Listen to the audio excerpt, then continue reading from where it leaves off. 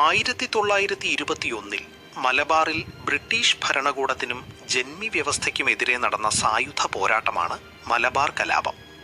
കർഷക അസംതൃപ്തിയും ഖിലാഫത്ത് പ്രസ്ഥാനവുമാണ് ഇതിന് പ്രധാന കാരണങ്ങൾ. ആലി മുസ്ലിയാർ, വാരിയൻകുന്നത്ത് കുഞ്ഞഹമ്മദ് ഹാജി എന്നിവരായിരുന്നു ഈ പോരാട്ടത്തിന്റെ പ്രധാന നേതാക്കൾ. ഇതിന് തുടക്കം കുറിച്ചത് തിരുരങ്ങാടി സംഭവമായിരുന്നു.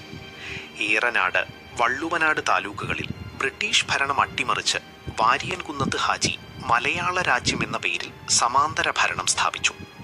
തുടർന്ന് ബ്രിട്ടീഷ് ഭരണകൂടം മാർഷൽ ലോ പ്രഖ്യാപിച്ച് സൈനിക നടപടി തുടങ്ങി. കടുത്ത അടിച്ചമർത്തലിലൂടെ അവർ കലാപത്തെ നേരിട്ടു. ഈ കാലഘട്ടത്തിലെ ഏറ്റവും ക്രൂരമായ സംഭവമായിരുന്നു വാഗൺ ദുരന്തം. വായുസഞ്ചാരമില്ലാത്ത ചരക്കുപെട്ടിയിൽ അടയ്ക്കപ്പെട്ട 64 പേരാണ് അന്ന് ശ്വാസം മുട്ടി മരിച്ചത്. 1922 ജനുവരിയിൽ പ്രധാന നേതാക്കൾ പിടിയിലായതോടെ കലാപം പൂർണ്ണമായി അടങ്ങി. കേരള ചരിത്രത്തിലെ നിർണായകമായ ഒരു അധ്യായമായിരുന്നു ഇത്. മലബാർ കലാപത്തിന്റെ ചരിത്രം ഇന്നും നമുക്ക് മുന്നിൽ ഒരു വലിയ ഓർമ്മപ്പെടുത്തലാണ്.